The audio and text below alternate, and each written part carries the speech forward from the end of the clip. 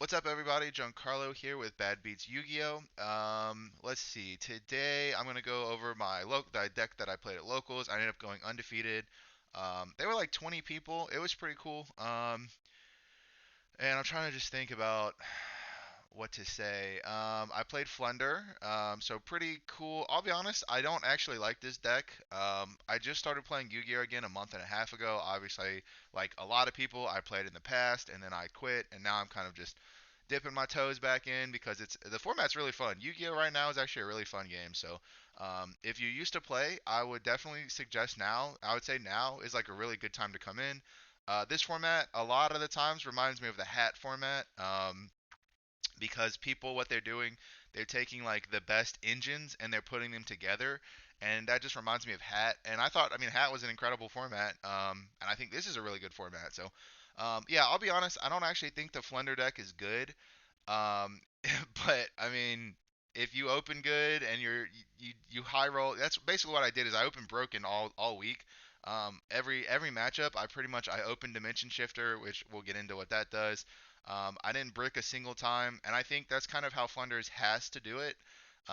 Because if the deck is really susceptible to just breaking, so like, um, but it was fun. I mean, the deck is fun to play for me. It's not really fun for my opponents because you just kind of lock them out of they're not really able to play. And It's convenient for new players because I don't necessarily have to know what a lot of my opponent's cards do. Like, there's a lot of cards in the game, and I don't know what a lot of them do. So it's really convenient to play Flunder because, like, I just get to stun my opponent. I don't really have to learn how to play around their decks. And that's a bit of a crutch, so I am trying to switch to another deck soon, but at the same time, I mean, playing Flunders is very convenient when I can just summon big cards. I can just like I stun you, you can't play the game, I win. It's a really convenient play style for a new player. So, with that being said, we'll get into the deck right now. Oh yeah, before I get into the decks, let me talk about my matchups. So round one, I think I played um, Brave Token PK round one, and I opened Shifter both games, and it's very hard for that deck to play through Shifter.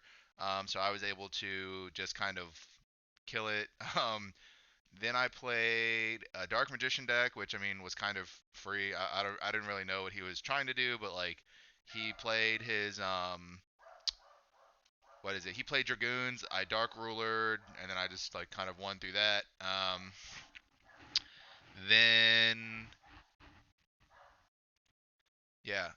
So then I played against Brave Shadow stuff. I don't know. He was just kind of playing good stuff deck, I guess. And then I played against the Tri Brigade Lyralust, and so he was playing Tri Brigade like before the ban and or after the ban, right? So he was just like playing the nerfed version, I guess, and that was a pretty good matchup when it was at full power. So with it not being at full power, it was like even a better matchup. Yeah, and I don't think that was the order I played in. I think I played like the PK deck last, and I mean that was cool. So anyway, yeah, we'll get into the list.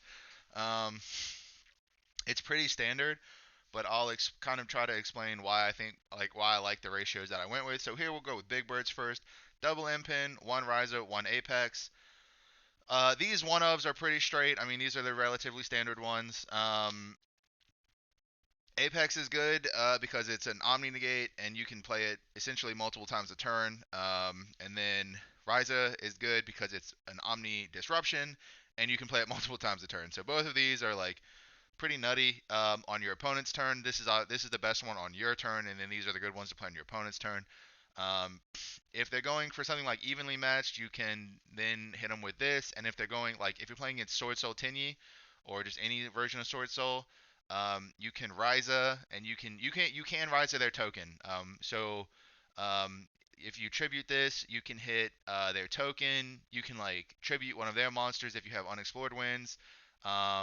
You can then like so really the biggest play is they're gonna summon Long Young. You're gonna activate Dreaming Town. You're gonna tribute for Ryza. You're gonna bounce their token. Their token disappears, and then you're gonna activate this from your drop area, which Book of Moons everything. So then their Long Young is face down. So then all they have is their normal summon, and then their normal summon triggers your map. which then lets you go into Apex. You could also theoretically bounce this back to your hand and then resummon it, which then hits their Moe or their Tai. So Rise is really good against something like Sword Soul for that exact reason. And then again, Apex is just an Omni Negate for stuff. I mean, it's pretty hard to play around.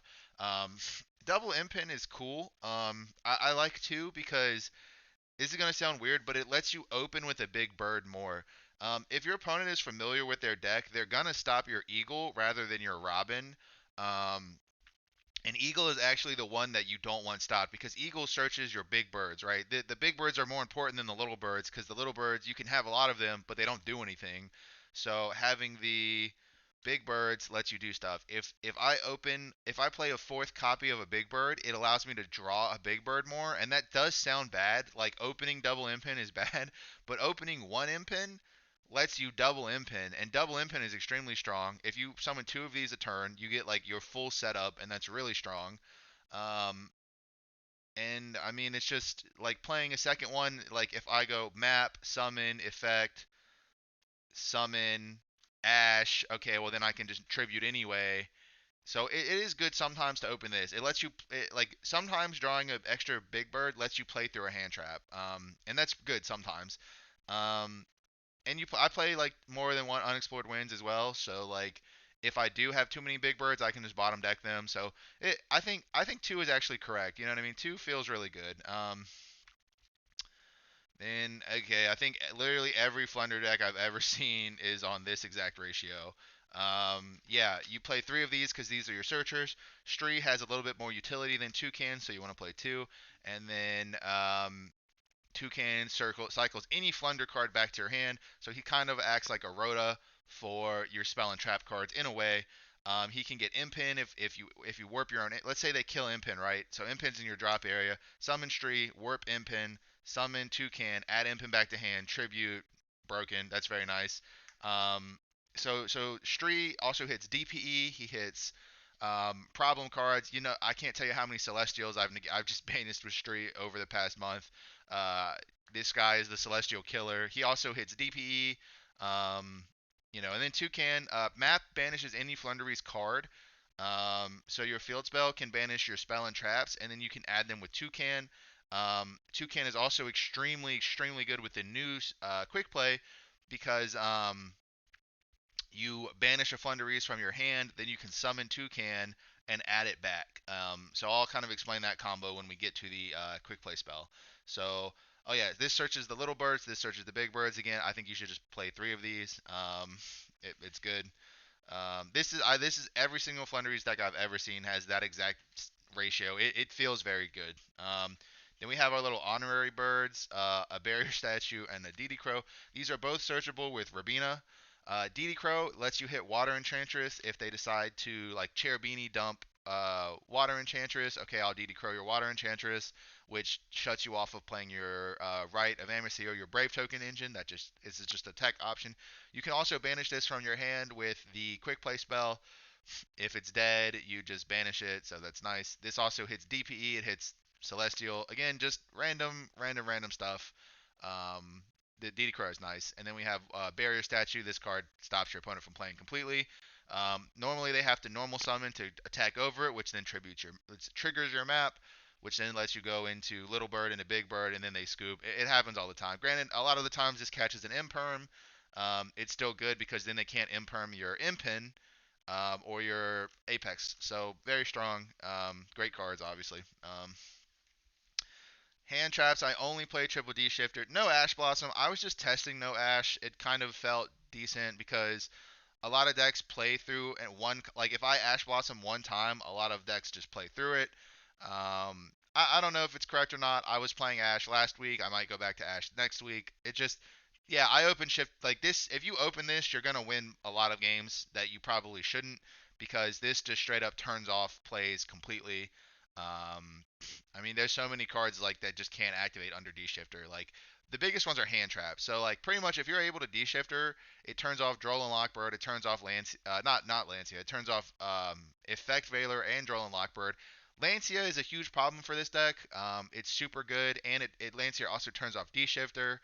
So if you didn't know that the ruling, if I activate D Shifter and then on my opponent's turn they activate Lancia, they're able to kind of just go in more.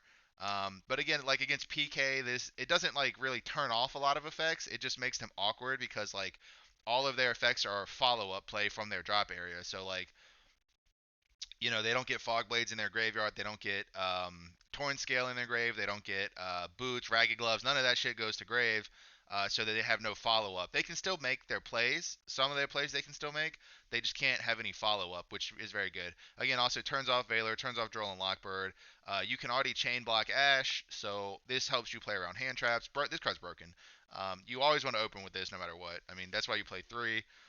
You can also banish it with Stree. Again, Stree is very clutch. It banishes any card. So I can activate one on my turn. I can then summon Stree, banish it, and activate another one. So I've done that before. They kind of clog up your hand a little bit if you open too many, but if you have Stree, you can usually resolve two. So very strong. Um, Spell cards. We're gonna go into three fields and one terraforming. I mean, the field is what when this is how you play the game. You really want to open these two cards and one any bird. This is really good opening if you do that. So this effect is you can reveal a level one Flunder. Um, Banish any Flunder cards. You can banish any spell or trap or any. You can banish Impin. You can banish any Flunder card. You just have to reveal a level one, and then immediately you get to normal summon. So the standard play really is you open one of these, and then you banish the other one, and then you summon chain one, chain two. You chain block, blah blah blah. You probably know how to do this already. This is standard Flunder plays. Um, so that's like your standard play. You can, again, if you have two cannon hand, you can banish unexplored winds. You can banish freaking Impin. You can banish the Advent, the new one. It's really nice. Um, so, I mean, this card's broken. You always want to open map, and then terraforming is just an additional copy of map. It is good. Hey, double advent. This is wrong. This should be three. You know what I mean? Sometimes you order cards off a TCG player, and then they don't come in time. So we end up playing two. My third copy is somewhere in the mail, somewhere, in some random state. Who knows? Yes, this card is amazing. This card helps you play around. So yeah, if you don't know what this does, right? It's banish a winged beast monster from your hand or face up on the field. Add a Floowandereeze monster or a Floowandereeze field spell, so it gets mapped from your deck to your hand. Then gain 500 life points. You can only activate one per turn. The 500 life points is cool. I mean, I guess that would help you win in time. That has never that has this. This is the first week I played with this card. I think this is the first week it was legal for my locals, so um, that didn't come up for me. I didn't go to time. Granted, if you're in time, I guess you could just activate this and gain 500. And then if you're at 85 and your opponent's at 8 and then you win. So I get that probably that will come up eventually for some player. So that's nice that exists. It searches your field spell and it searches any little Flunder dude that you're missing. What's really important though is this dodges Imperm and Veiler. So let's say I summon Eagle, right? I go activate effect. My opponent goes chain infinite impermanence. The way infinite impermanence works is it says target one face up card, negated skills, then blah blah blah. You can activate it with nothing. Okay, so I'm gonna chain this, banish this for cost. This is no longer face up on the field. Imperm will fizzle. This effect will activate. So then this activates. This activates. Um, and then they can't ash because like you're chain blocking it. So like this helps player. Veiler works the same way. The card has to remain face up on the field for Veiler or Imperm um, to work on it. You know what I mean? It doesn't stop Ash.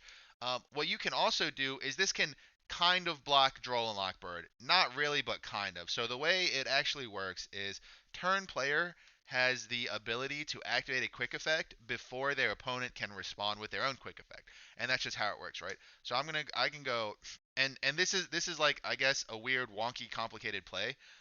But here is basically like the full play. I'll try to explain it as best I can, okay? I'm going to go activate map, use map's effect, reveal eagle, banish Rabina from the deck, okay? Now this gives me an additional normal summon, okay? I'm going to summon eagle, chainlink 1, chainlink 2. This comes back to hand. That blocks Ash. Now we're going to use eagle's effect. Let's just say we search Impin, okay? On resolution, I can now quick effect before my opponent. I can activate this, banish eagle, search for this. Okay. Now what this does, and then you search whatever, right? It doesn't matter. Um, what this can do is it gives you an additional target to search under draw. So now instead of drawing the eagle, you get to draw the this card, but it's okay because now you have more follow up, right? Now let's say they draw now, right? You summon, banish.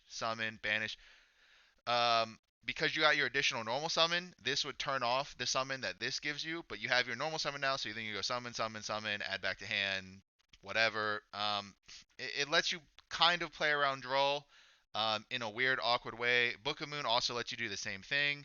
Um, it might again it might come up, it might not. It came up a couple of times in testing where like I would only have Eagle, and I wouldn't have like a second copy of something, so I'd go summon Rabina, activate effect, summon this. It's stuff like that. This just lets you do tricky stuff basically. I hope I explained that right. I might probably not. I'll probably get a comment telling me I'm dumb, but that's fine. Double unexplored wins. This is really good going second because this card lets you break the shit out of some boards. So the effects are, um, you can conduct tribute summons that require two tributes by sending one monster you control and one card your opponent controls to the grave instead of tributing. It is still treated as a tribute summon. Okay, that is not once per turn, and what that means is you can tribute spell and trap cards. It also does not start a chain. Normal summoning does not start a chain. You can't chain to a normal summon, you can only respond to it. Um, so what that means is when I'm summoning my big birds, I can go, okay, I activate unexplored winds, right? Okay, I go, do you have anything on resolutions? They say no. I say, okay, I'm going to tribute my little bird and your back row. And I'm like, okay. And then they have no opportunity to chain. It just goes to drop. No chain resolves whatsoever.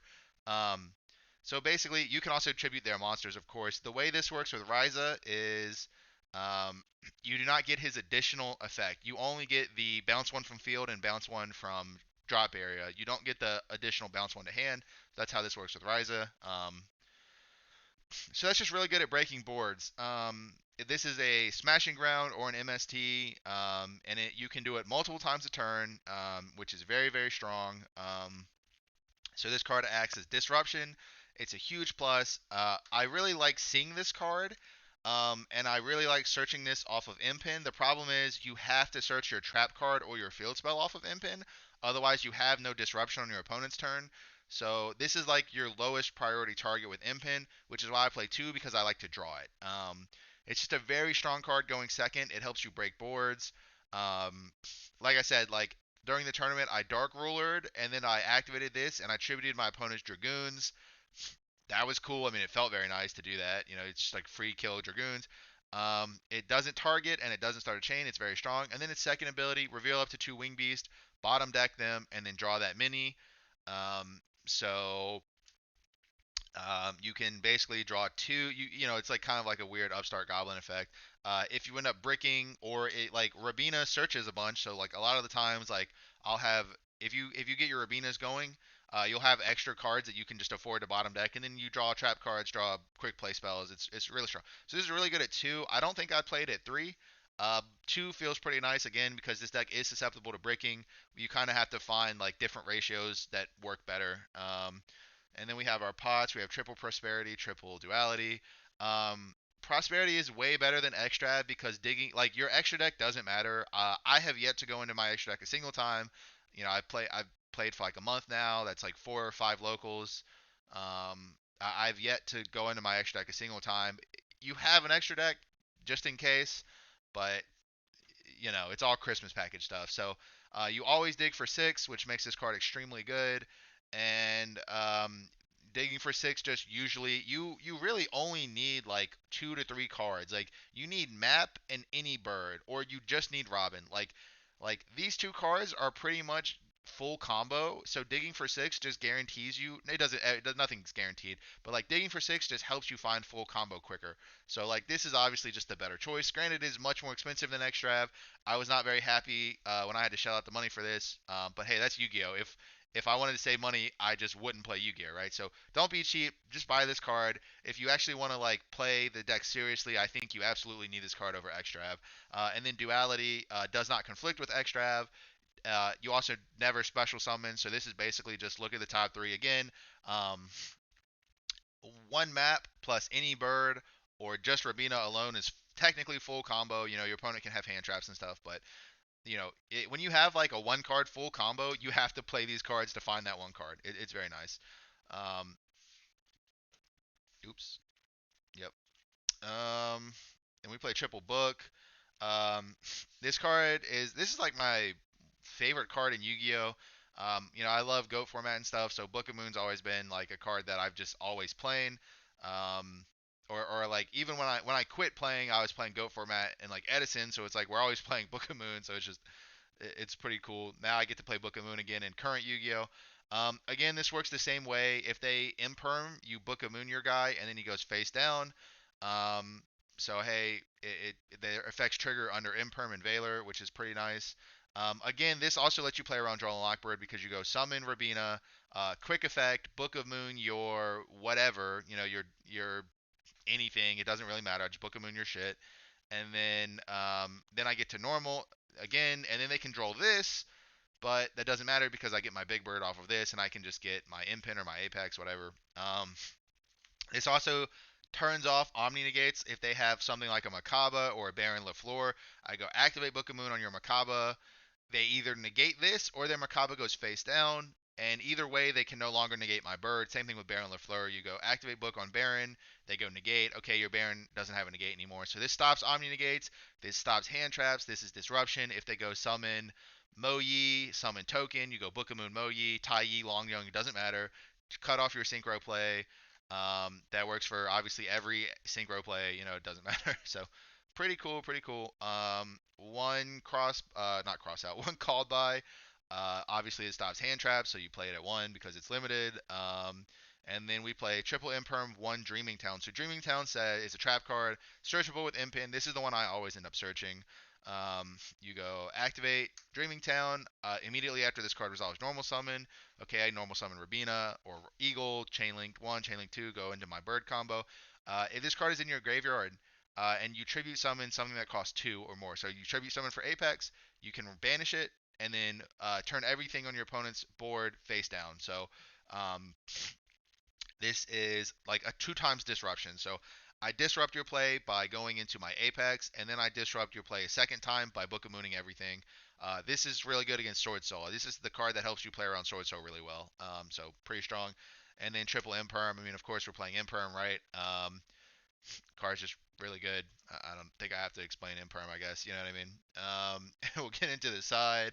Uh, and the extra deck. This card, I don't even think it's supposed to be in here. Um, I forget which card I'm supposed to replace it with, but I'm still buying cards. Like I said. Nova Makaba, if your opponent is playing Maximus, turn 1 and they Maximus you, you dump Nova to the grave, which allows you to summon Makaba. And then your opponent is very sad. Triple Intest, this again is for, like, there's so much just Christmas package stuff. Basically, that is if your opponent Maximuses you, they get very upset because you can just double Intest them. Um, you do have the ability to play Dogmatic Punishment in this deck, which I think is a very good card, but um, hey, it is what it is. One Recital Starling, one Nightingale. Again, I've never gone into the extra deck, but you can. Downward Zeus. Wow, okay, we're playing Downward Zeus. Whatever. Again, I've never gone into the extra deck, but you can. Link Karibo. This is the one that I think I would actually go into because this outs TC Boo. There can be only one, right? And the way it outs TC Boo is, I guess I should explain it. And it doesn't actually out it. It's just you go. Let's say you go normal summon Robin, and they go TCB. You go okay. You can link it off. All right, and then next turn you can use your whatever this is called, the unexplored winds, to tribute set. So you go tribute Link Karibo and tribute my own and tribute your TC Boo to set this. You can do that with it. Not no no. I think I'm explaining this wrong. Okay, you go normal summon Robin. They go TC Boo. You go okay pass. And then next turn you can go, you can, or you do it the same turn. What the fuck am I saying? I'm confusing myself. Okay, you go normal summon Rabina. They go TC Boo. You go, okay, effect to additional normal summon. I'm going to set by attributing my Big Bird and your TC Boo.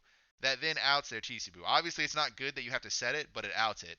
Um, it also lets you can link Karibo if you don't have this card, and then next turn you can tribute again. It's whatever. I don't know. This helps you. I feel like I explained that in the worst way possible, but this helps out TC Boo. Triple Baron and then a Gamma again. Like this is just if your opponent decides to drop cards from your extra deck. You just need 15 for your pot. It doesn't actually matter. Sideboard one Dark Simorgh. This is for back row decks. Your opponent can't set. Um, so if you're playing against something like Eldritch, this is very good because then they can't set their trap cards. Anything that plays a lot of traps. Double anti-spell. This is good with or without the Simorgh. This says you have to set spell. Both players have to set spells before they can play them. So this is really good against the Brave token stuff. And then you have Simorgh, so if they can't set spells, they can't set anything. They are fucked. Pretty much they can't play the game. Dark Simorgh is a wing beast, so he's searchable off of Rabina, and he's very easy to just play on turn one. And then we have Anti-Spell, again, good card against the Brave token stuff, even without Dark Simorgh. Triple Featherstorm, this card is pretty nuts. You always side this in going first. You go, summon, set, pass, activate. You can't play any monster effects. Okay, you lose. Like, they just lose. You go Barrier Statue into Featherstorm or Impin into Featherstorm. They can even fucking you can just normal summon a little bird if they let's say they ash your little bird, you just set this, you still don't lose. I mean, it's pretty nuts card. Um, Triple Dark Ruler, you always side this in going second. One evenly and a Featherstorm. This should just be more even. I only have one. I want to get three. Again, I'm kind of new, still buying cards. I would side in like a full package going second, 3 and 3. That way you can always clear out boards in order to go into your whatever. Mystic Mind will also be a pretty good option for that. Um, and then we have a little crossout package. Lancia is good even if you just draw it because they can't banish. If let's say my opponent's going first, I Lancia, they can't do their Water Enchantress. But Lancia is also extremely, extremely good against this deck. So I want to cross out Lancia. I want to cross out Droll, cross out Imperm. Ash Blossom you can already chain block, so I mean it's not super important. It's just it's just something I'm doing. So that's Flunders. I think I explained some things pretty poorly, but hopefully I didn't. Anyway, thank you for watching. Um, yeah, the deck's fun. I mean, again, I don't particularly like it that much. I think it's a cool deck. It was just kind of the deck that I was handed when I first started playing. Um, and I bought like all the staples, and so like now I think I'm just at the point where like I do want to play something else, but clearly it did me pretty good this week, so yeah, it was pretty cool. And all right, thanks for watching. Leave any comments. Um, tell us what you want to see. Blah blah blah. All that good stuff. Have a good one.